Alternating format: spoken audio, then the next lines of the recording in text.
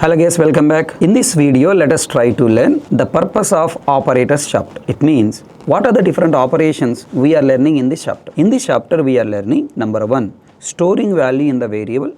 Number 2, performing validations means checking the value right or wrong. Number 3, performing calculations means generating the new value with the given values. So these are the 3 operations we are learning as part of this chapter. Now, don't confuse here. Sir, what you are saying? Simple. In your childhood, in your mathematics calculations, LKG, UKG, of course not LKG, UKG exactly. Okay, in your 3rd class, 4th class, if you observe, you have learned small mathematical calculations. For example, adding 2 numbers.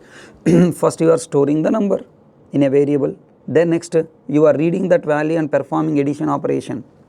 For that you are using operators now.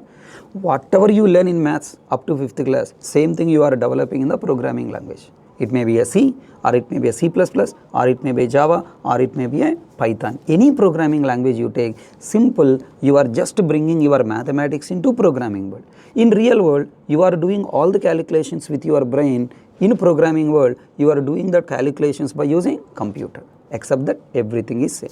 Okay na? So final conclusion what? In this chapter, we will learn performing, storing operations, validations and calculations. Observe this program here. In this program, what are you doing? In this program, you have taken 2 values, that is called assignment.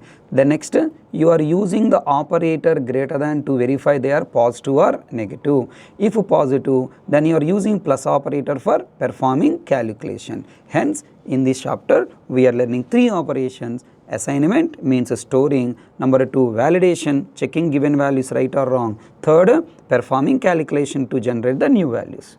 So, if you remember these 3 terminology, then this chapter is very easy. To perform these 3 operations, we have several operators, around 40, we have several operators. What are those operators? What is the purpose? We will discuss in the next video. Okay? Compulsory write this slide.